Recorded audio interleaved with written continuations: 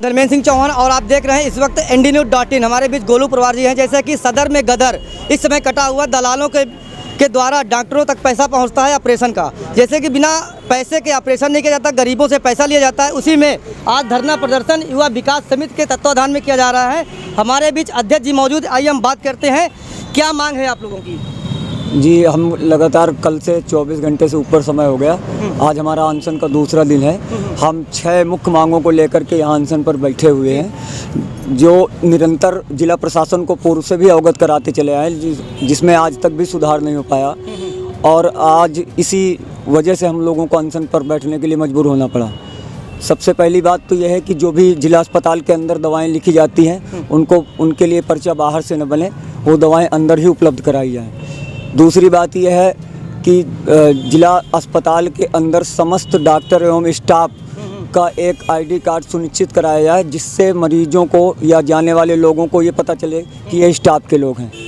तीसरे मुख्य मांगों में ये है कि रेडियोलॉजिस्ट की जो नियुक्ति की जाए, जिससे महिला अस्पताल में अल्ट्रासाउंड की व्यवस्था सुचारू ढंग से चालू हो जाए। और यहाँ पर जो है महिला लेबर रूम में एवं महिला ओपीडी में दलालों की जमावड़ा हमेशा रहता है। ऐसे लोगों पे तत्काल कार्रवाई हो और इनके खिलाफ मुकदमा लिखा जाए।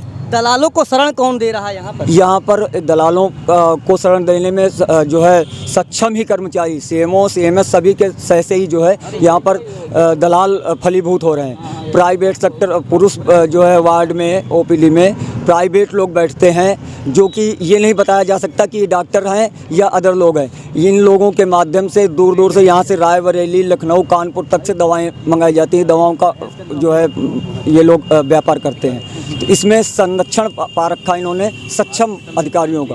इन लोगों के खिलाफ तत्काल कार्रवाई हो, ऐसे लोगों के खिलाफ मुकदमा लिखा जाए। जैसे कि एक ताज़ा मामला अभी आ रहा है, एक किसान से ऑपरेशन के नाम पर डॉक्टर ने 13,000 रुपये लिया, उसके बाद ऑपरेशन किया है। इस बारे में आपका क्या कहना है? जी, ये निरंतर ऐसा ही होता चला है। इमरजेंसी वार्ड में एक इंजेक्शन लगाने की कीमत 900, 700 से लेकर के 1,000 वसूला जाता है, जिसकी अधिकतम कीमत 110 रुपये से 130 रुपये। ऐसे लोगों पर, ऐसे कर्मचारियों पर, ऐसे डॉक्टरों पर तत्काल कार्रवाई की जाए और इनके खिलाफ मुकदमा लिखाया जाए। उनके द्वारा बताया जा रहा है कि डॉक्टर नितिन ने ऑपरेशन के नाम पर 13,000 रुपये लिया है और बाहर से दवाइयाँ मंगाई गई हैं। जब तक पैसा हमने नहीं जमा किया है, जब तक हमारे मरीज का ऑपरेशन नहीं किया गया है। निरंतर ये ताज़ा मामला नहीं है। निरंतर पूर्व में भी ऐसे 5,000 से लेकर के 20,000 तक ऑपरेशन के नाम पर लिया जा रहा है। तभी यहाँ पर मरीजों का इलाज होता है, तभी यहाँ पर दवा जो है मंगवाई जाती है। अन्यथा मरीज को वापस ही ले जाना होता है, या तो ये लोग कानपुर के लिए रिफ़र कर देते हैं। ऐसे डॉक्टरों को कतई बख्शा ना जाए। इनके खिलाफ शासन को, प्रशासन को उचित कार्रवाई करनी चाहिए और इनको तुरंत जो है निलंबित करना चाहिए ऐसे कर्मचारियों को। जी, आपका क्या कहना है? हमारा यही कहना है कि अध्यक्ष जी ने जो बताया वो सही है। दूसरी बात यह है कि हॉस्पिटल के अंदर जितने भी दलाल, मक्कार और घूसखोर लोग घुसे हुए हैं, इनको हॉस्पिटल के अंदर से बाहर किया जाए, ताकि गरीब जनता को सही स्वास्थ्य का इलाज हो सके। और डॉक्टरों में जो ये बाहर डिस्पेंसरी खोल के बैठे हुए हैं, 500 रुपये का पर्चा बनाते हैं, यहाँ जो निःशुल्क सेवा देनी चाहिए, 1 लाखों रुपए सैलरी उठाते हैं, तो ये जो बाहर देखते हैं ये बंद हो। दूसरी बात ये है कि इनके खिलाफ जो वहाँ अंदर दवाइयों का ब्लैकमेलिंग करते हैं, देखा जाए तो निःशुल्क सारी दवाइयाँ मिलनी चाहिए। ये अभी जो ये युवा विकास समिति के लोग यहाँ पर बैठे हुए थे, उन लोगों से वार्ता की गई है। और जो प्रचार हैं हमारे जो मेडिकल कॉलेज के, उनसे भी मैंने वार्ता की हुई है। सबसे अच्छी बात थी, कई चीज़ें उन्होंने आज उठाई हुई हैं। इसमें सबसे पहले बात है कि अस्पताल में जो डॉक्टर्स हैं, उनके पहचान के लिए उनका आइडेंटिटी कार्ड उनको प्रॉपर ड्रेस कोड में रहना चाहिए, जिससे कि हम आइडेंटिफाई कर सकें कि कौन लोग दलाल हैं, कौन लोग गलत लोग हैं। फर्जी लोग जो डॉक्टरों को बदनाम करने के लिए और प्रशासन को बदनाम करने के लिए आगे आते हैं, उनका भी आइडेंटिफिकेशन हो जाए और आम जनता समझ सके कि ये सही ऑथेंटिक आदमी है और ये डॉक्टर है। तो इस पर वार्ता हो गई है और हमारे प्रिंसिपल साहब ने कह दिया है कि इसको वो सोमवार से इसको लागू करा देंगे। आइडेंटिटी कार्ड लागू हो जाएगा, उनका ड्रेस कोड लागू हो जाएगा। और सबसे अच्छी बात जो लगी हुई है कि कुछ सफाई की व्यवस्थाएं हैं, जैसे बाहर की दवा लिखने वाली बात है, उसकी भी जांच करने के लिए एक समिति बना रहा हूँ। और चूँकि मैं यहाँ पे SDM सदर हूँ, तो इसको लेके एक प्रिंसिपल साहब को रख लूँगा, शामिल कर लूँगा, CMS साहब को शामिल कर लूँगा, 1-2 अच्छे डॉक्टर साहब रहेंगे और कुछ यहाँ के जो संभ्रांत लोग हैं उनको भी शामिल करूँगा इस समिति में, और महीने में पूरी कोशिश करूँगा कि एक बार इसकी बैठक हो सके और जो भी समस्याएं आती हैं उनका सही तरह से हम निदान कर सकें। इसके लिए हम डीएम मैम से भी बात करेंगे और उनके निर्देश पर ही मैं यहाँ पे आया हुआ हूँ, और निश्चित रूप से जो भी समस्याएं उठाई गई हैं उसका समुचित निदान करने का मैं भरसक प्रयास करूँगा। जो यहाँ दलाल आते हैं उन पर क्या कार्रवाई की जाएगी, चिन्हित कर?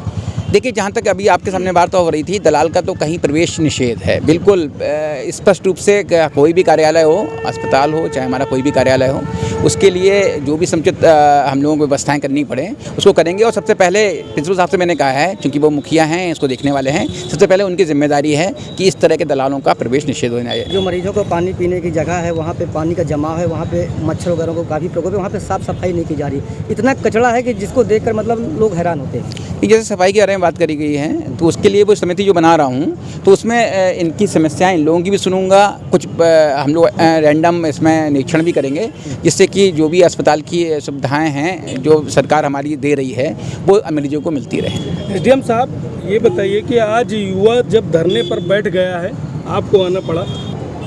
आज जैसे मैंने बात बताई है कि हमारे जिलाधिकारी महोदया ने बिजली को लेके, स्वास्थ्य व्यवस्था को लेके, नगर के सफाई व्यवस्था को लेके वो हम लोगों को उत्तरदायित्व दिए रहे हैं कि एक समिति बना दी जाए, जिससे कि सभी लोगों से वार्ता करके उसका निदान निकाला जाए। और पूरा प्रयास रहेगा कि किसी तरह का जो भी हमारी सरकार ने अनुमति किया है कि लोगों को निःशुल्क स्वास्थ्य व्यवस्थाएँ दी जाएँ, और समुचित नहीं, बहुत अच्छी हाई क्लास की पूरी तरह से होनी चाहिए, जिस तरह की सुविधाएं दी जानी चाहिए थी, उसमें जो भी कमियां हैं उसको निश्चित रूप से पूरा किया जाएगा। धरना प्रदर्शन किया जा रहा था, जिस पर जो अभी हम लोग आए, हमारे साथ में डिप्टी सीएमओ साहब भी हैं, और जो समस्याएं तत्काल जो है निस्तारित की जा सकती हैं उसके लिए अतिशीघ्र जो है प्रयास किया जाएगा।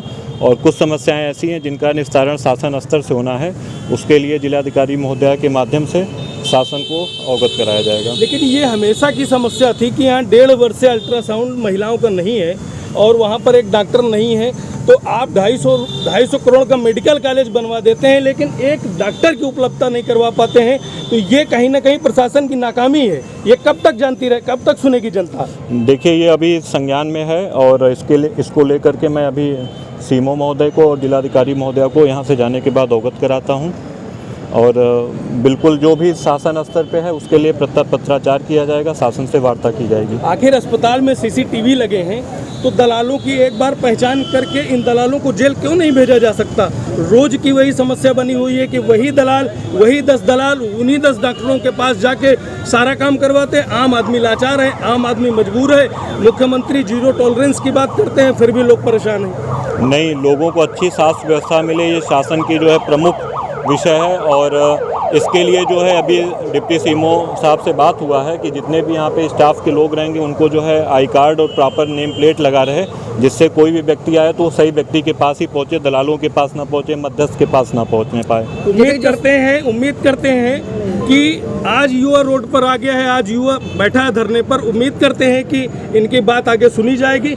लेकिन हम नोडल, आप हैं यहाँ जनपद के, आप नोडल प्रभारी हैं, आप पूरे जनपद नर्सिंग होम फर्जी तरीके से चलवा रहे हैं, यह आप पर आरोप है।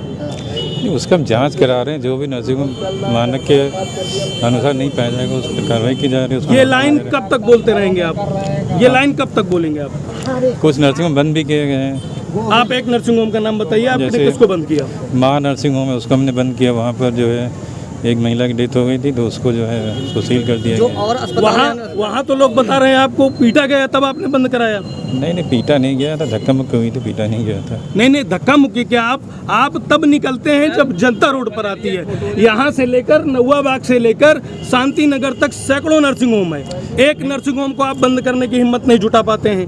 आपका विभाग पैसा लेता है, लोग चिल्ला कर कहते हैं। उसको हम देख रहे हैं। कब तक देखेंगे आप? ये जनता रोड पर आ गई है, युवा है, ये सरकार बनाते हैं, ये विधायक बनाते हैं, ये मंत्री बनाते हैं। आज 5 बैठे हैं, कल 10 बैठेंगे, कल 1000 बैठेंगे, जवाब नहीं दे पाएंगे। इनकी जो मांग है ना, जो मतलब जैसे जो है नेम प्लेट, जितने कर्मचारी हैं डॉक्टर हैं उनका एक नेम प्लेट और ID कार्ड उनको दे दिया जाएगा, ताकि पहचान में आ जाए कि कौन डॉक्टर है, कौन स्टाफ है, कौन। ये दलालों का सफाया कब तक होगा यहाँ से? और नहीं, जब ये हो जाएगा ना, मतलब नेम प्लेट सबको मिल जाए और आई कार्ड बन जाए, तो आप खुद ये ही पहचान लिया बताइए जाएगा। कितनी NOC हैं जनपद के अस्पतालों की?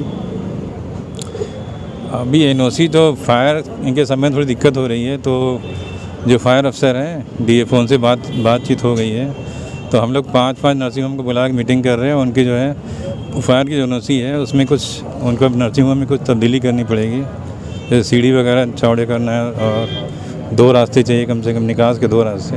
कितने वो रजिस्ट्रेशन सब कराएं। कितने रजिस्ट्रेशन कितने तो हैं? फिर भी अब रजिस्ट्रेशन कितने तक लगभग 20 को जो है एनओसी दे दी गई है और बाकी 72 हैं, तो उनको भी जो धीरे धीरे दे दी जाएगी। तो आपके हिसाब से बिना एनओसी बिना रजिस्ट्रेशन के इनको आप चलने देंगे? एनओसी ऐसे फायर की एनओसी नहीं हो रही है ना, तो उसमें मैं थोड़ा कहता हूँ टाइम जब लगेगा। रजिस्ट्रेशन करा लें तो इनको आप बाद में चलवा दीजिएगा, पहले तो बंद कराइए। नहीं, वो जितने भी हैं ना वो पहले से रजिस्टर्ड हैं। बस फायर के मानक जो थोड़े चेंज हो गए हैं, अभी हाल में चेंज हो गए हैं। अभी इनके पहले से बने हुए थे, तो नर्सिंग अपना कुछ चेंज कराएंगे। मतलब आपके हिसाब से ये जो यहाँ युवा हैं ये आराम से शस्त्र लाइसेंस का आवेदन करके कट्टा लगा के घूम सकते हैं, आपका मतलब तो यही है ना? अब बाद में जब मिलता रहेगा लाइसेंस तब अपना फिर देखा जाएगा। बहुत जल्द मिल रहा है, हम लोग उनकी मीटिंग करा रहे हैं। हाँ। और मतलब बहुत जल्द सबकी मीटिंग हो जाएगी। हफ्ते में अब ये बहुत जल्द कब होता है कुछ बता दो। हफ्ते में 2 दिन मीटिंग हो रही है। एक बार मुझे 5 नर्सिंग होम के मालिक बुलाया जाता है, उनके संचालकों को। एक डॉक्टर की फाइल 10-10 नर्सिंग होम में लगी है। नियम है, आप भी जानते हो क्या नियम है। वही डॉक्टर सब में फाइल लगाए हैं, चोर लुटेरे नर्सिंग होम चला रहे हैं, आम आदमी मरे, आपसे क्या लेना देना, आप नौकरी किए चले गए। नहीं, सबको ऑनलाइन किया जा रहा है और सबकी जो है नर्सिंग होम की एक्सेल फाइल बनाई जा रही है, तो उसमें खुद ही पकड़ में आ जाए कौन डॉक्टर कितनी जगह है। डॉक्टर साहब जिस दिन आपके घर का बच्चा मरेगा ना तो उस दिन आपको लगेगा कि वाकई ये व्यवस्था बंद होनी चाहिए थी। नहीं, मतलब कोई भी नर्सिंग जहाँ ऐसी शिकायत मिलती है तो उसकी हम लोग जांच करते हैं, ऐसी बात नहीं है। आपको लगता है ये सरकारी अस्पताल की कमियों को लेकर बैठे हैं युवा यहाँ? सरकारी अस्पताल के डॉक्टर आपको लगते हैं कि सरकारी अस्पताल में ड्यूटी करते हैं? रवि आनंद का नर्सिंग होम चलता है अवंतीबाई में, बंद कराइए जाके। आपका चंद्रा सामने मेडिकल स्टोर में बैठता है, बंद कराइए आप। सामने पैथोलॉजी चलती है, सारे डॉक्टर चलवाते हैं, बंद कराइए आप। सामने मेडिकल स्टोर अगर बाहर की दवा नहीं लिखी जाती तो कैसे चलते हैं, बंद कराइए आप। मुख्यमंत्री की नीतियों के खिलाफ आप लोग काम कर रहे हैं इस जनपद में। जहाँ तक बाहर से दवा लिखने की बात है ना, उसको तो शीघ्र बंद कराई जाएगी। ये तो काफ़ी समय कह चुके हैं, उसके बावजूद भी काम चल रहा है अभी तक। देखिए डॉक्टर इश्तियाक अहमद है, जवाब इनके जैसे कि अस्पताल के अंदर CCTV कैमरे लगे हुए नहीं कि हैं, जब सिर्फ जनता 100 रोड पीस पर में आती लगे है हैं, तो इसमें अभी तक सुधार क्यों नहीं खत्म हुआ हो है? जाते हैं। ये जो कैमरे लगाए मान लो कुछ खराब हो गए तो उनको सही करा दिया जाएगा। जो बंदर वगैरह बहुत हैं, कभी कभी जो है ना बंदर। महिला लैट्रिन के दरवाजे सारे टूटे हुए पड़े हैं, वहाँ पे गंदगी है, डेंगू मच्छरों का प्रकोप चल रहा, बीमारी चल रही, वहाँ पे व्यवस्थाएं क्यों नहीं अभी तक संचित रूप से हो पा रही हैं? इसका जिम्मेदार कौन है? और जिले के नहीं, अभी संज्ञान में आया है तो जो महिला, मतलब आप लोग क्या अस्पताल के अंदर नहीं, वो जो महिला CMS महिला है बात करेंगे, पूछेंगे उनके अंडर में है, तो अभी उनसे बात करेंगे। बैठे हैं अच्छा। और आगे क्या मांगे, अच्छा, क्या अस्पताल जो अभी तक चल रहे हैं, डॉक्टर जिनके रेखा रानी है। मानक विहीन अस्पताल चल रहे हैं, उस पर आप लोग कार्रवाई क्यों नहीं करना चाहते हैं? क्या रीजन इसका? नहीं, मानक विहीन तो कोई नहीं चल रहा है, बस एक जो फायर सारे का मानक पे चल रहे हैं अस्पताल, आपने सर्विस फायर किसके खिलाफ? फायर वाली एनओसी नहीं मिल रही है, तो उसके लिए हम लोग कोशिश कर रहे हैं कि सारे सबको मिल मानक जाए। अस्पतालों में हैं आपकी नज़र पे? नहीं, हम लोग चेक कर रहे हैं, अगर मानक चेक करने के के बाद कार्रवाई क्यों नहीं हो रही है? इसका रीजन मानक क्या के है? विपरीत अगर पाया जाता है तो कार्रवाई की जाती है। अभी तक कितने अस्पतालों में आपने ऐसी कार्रवाई की है? अभी हमने लगभग 20 अस्पतालों को नोटिस दी है। क्या जो अस्पताल मानक विहीन चल रहे हैं उन पे क्या नोटिस आपने जारी की अभी तक? हाँ, लगभग 20 अस्पतालों को नोटिस जारी की गई है और उनको बहाल भी कर दिया जाता है कुछ पैसे चढ़ने के बाद? को लेकर आप यहाँ नहीं, जो अगर कमी होती है तो जब मोटी कमी, रकम पहुंच जाती है तो उनको बहाल भी कर दिया जाता है, उन पे कार्रवाई नहीं की जाती तो पर्दा डाल दिया जाता है। जो नोटिस में कमी पाई जाती है फिर नोटिस वो संचालक उसको दूर करेंगे। आए दिन कोई ना कोई इसका शिकार होता है, छोटा बच्चा होता है, बुजुर्ग होते हैं, इस पे क्यों आप लोग ध्यान नहीं दे रहे हैं? इसकी कमी किसमें है आपकी? नहीं, इसमें ध्यान दिया जाए, लगातार ध्यान दिया जाए, ऐसी बात नहीं है। मैं लगातार चेक कर रहा नहीं, हूँ, आपका आदेश तो हवा हवाई रहता है। ऐसी बात नहीं है। जो भी मतलब नर्सिंगों में शिकायत मिलती है उसकी जांच कराई जाती है और उनको संचालकों से बात किया जाता है कि आपके यहाँ ये कमी है तो उसको दूर कीजिए। तो बहुत सारे अस्पतालों की हम आपको वीडियो दिखाएंगे, उस पर क्या आप कार्रवाई करेंगे? बिल्कुल करेंगे, क्यों? जहाँ भी शिकायत मिलती है मुझे बताइए तो इसके बिल्कुल बाद कार्रवाई मतलब करेंगे। बहाल भी हो जाते हैं कुछ दिन के बाद, 2 महीने 3 महीने के बाद जब मोटी रकम पहुंच जाती है तो बहाल भी कर दिए जाते रकम हैं। नहीं, मतलब कोई कमी है, मतलब यहाँ डॉक्टर नहीं है तो डॉक्टर प्रबंध कर लेते हैं, तो फिर इनको बहाल कर दिया जैसे कि जाता एक है। अभी मामला मेरे सामने आया है कि एक बुजुर्ग से ऑपरेशन के नाम पे 13,000 रुपए लिए गए हैं, जो कि बुजुर्ग अभी बयान भी दे रहा है। फ्लोर नंबर 3 और बेड नंबर 29। हाँ कल डॉक्टर 12 बजे उसका ऑपरेशन किया गया है। 13,000 रुपए डॉक्टर नितिन के द्वारा लिया गया है, बुजुर्ग का कहना है। नहीं तो ऐसी बात है डॉक्टर नितिन से इनके मतलब पहले तो इंक्वायरी की जाएगी, डॉक्टरों उसके की बाद आए जो दिन है शिकायत होती, लेकिन उस पर कोई कार्रवाई कार्रवाई की नहीं की जाती है। ठीक है, ऐसी बात है उनके खिलाफ कड़ी कार्रवाई की जाएगी डॉक्टर नितिन के खिलाफ। जी, आपका परिचय? मेरा नाम डॉक्टर इश्तियाक अहमद, मैं एडिशनल CMO फतेह। बहुत बहुत धन्यवाद। उनका कमीशन स्वास्थ्य विभाग में जाए तो ये बंद होना चाहिए। जैसे कि आप लोग यहाँ पे धरना प्रदर्शन कर रहे हैं, धरना प्रदर्शन के बावजूद अभी तक कोई यहाँ पे अधिकारी आया या नहीं आया आपके पास? नहीं, 24 घंटे अनशन को हो गए, अभी तक कोई अधिकारी नहीं आया है। और ये अनशन प्रक्रिया कब तक चलेगी आप? ये हमारी जब तक मांगें पूरी नहीं हो जाती अनिश्चितकालीन तक चलेगी। अगर हमारी मांग नहीं पूरी होती तो हम भूख हड़ताल पर भी बैठेंगे। जैसे कि अधिकारी लोग आपसे संपर्क करते हैं, उसके बाद जांच करते हैं, जांच का विषय भी बनता है इसमें, क्योंकि बहुत बड़ा घोटाला यहाँ जिला अस्पताल में चल रहा है, जो कि बिना पैसे के कोई इलाज ही नहीं हो रहा है। जांच होती है, उसके बाद कार्रवाई नहीं होती, खाना पूर्ति करके क्लोज कर दी जाती है फाइल। बिल्कुल जांच होनी चाहिए। जांच की बात करते हैं तो भी जांच कराएं वो, लेकिन जो डेली का काम है, जो व्यवस्थाएं वो आप सुचारू रूप से अच्छी से अच्छी दे, यही हम चाहते हैं। जांच आप कराइए। विकास श्रीवास्तव, मोनू लाला एडवोकेट, लीगल एडवाइजर, युवा विकास समिति। जैसे कि जिला अस्पताल के यहाँ के कुछ कर्मचारी हैं जो कि ब्रजेश पाठक के सपनों को चकनाचूर करने में लगे हैं। अब देखने की बात क्या है कि ब्रजेश पाठक इसमें क्या कार्रवाई करते हैं। कोई भी सक्षम अधिकारी हम लोगों के पास नहीं आया। साथियों, युवा विकास समिति की ओर से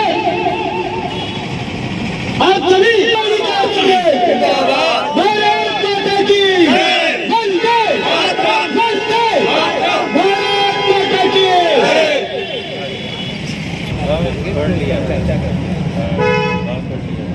जायज है कि नहीं? आपके हॉस्पिटल में कोई डॉक्टर आई कार्ड या कोई कर्मचारी कैसे पहचाना जाएगा? ये दलाल ये बाहर कोई ऐसे आई कार्ड या कोई ऐसी वर्दी पे तो रहता नहीं, बनवा दिया जाएगा। अभी तो है नहीं कुछ। अभी नहीं सर, देखिए मैं भी बता रहा हूँ, इनकी जो भी मांग है ये जायज़ है। ये हर अस्पताल में इसकी व्यवस्था होनी चाहिए कि अगर कोई भी है, सरकार द्वारा ये सुनिश्चित किया जाता है कि कोई भी डॉक्टर बाहर की दवा ना लिखे। और उसके बावजूद भी कई सारी शिकायतें ऐसी संज्ञान में आती हैं कि जो है बाहर की दवाएं डॉक्टर या जो भी स्टाफ रहते हैं लिख देते हैं। तो इसका कड़ाई से जो है उसका अनुपालन सुनिश्चित किया जाए। इसी वक्त जाया जाए, अभी भी महिला रूम में, महिला ओपीडी में अभी भी दलाल के नीचे 4 से 10 लोग जो अजनबी जिनको जाना नहीं जाता, वो बाहर के लोग हमेशा मौजूद होते हैं। गरीब लोग आते हैं, तो इसमें इसमें ऐसा कर दिया जाए कि सभी लोग नेम प्लेट लगाएं, हॉस्पिटल के जो भी कर्मचारी हैं, क्योंकि बाहर के लोगों में वहाँ लोगों में पहचान नहीं हो पाती। और इससे ये भी रहता है ना कि आदमी उसको पहचान लगे कि नहीं, इसने अपने बिल्कुल, ये पैसा व्यक्ति है, अगर कोई गलत करेगा तो उसकी पहचान सुनिश्चित होगी। तो सभी के लिए तो नेम प्लेट लगा। जो दलाल आते हैं वहाँ पर उनको बाकायदे कुर्सी दी जाती है, वहाँ पे बैठाया जाता है। उन दलालों को बाहर किया जाए, सबसे पहले मांग ये लोगों की है। पहचान तो हो कि दलाल की डॉक्टर, हम लोग तो उन्हें डॉक्टर समझ जाते हैं। एक अनजान आदमी तो सोचे डॉक्टर है भाई, वो वही मान करके आदमी हो जाता है। लगते हैं मरीजों को। सर जैसे कुछ डॉक्टर हमारे यहाँ हॉस्पिटल में है, तो लोगों को ये नहीं मालूम चलता कि ये डॉक्टर हमारे कहाँ बैठते हैं, किस चेम्बर पे हैं, किस रोग के हैं और इनकी टाइमिंग क्या है। तो इसके लिए आप इंटरनेट में अपनी साइट में, अगर ऑनलाइन है आप तो ऑनलाइन डालिए, अगर ऑफलाइन है तो ऑफलाइन अपनी साइट में डालिए, ताकि लोगों को पता चल सके कि ये डॉक्टर यहाँ मिले। तो वहाँ तक पानी नहीं आता सर आपका रात में। नहीं, देखिए ये भाई शौचालय के बाद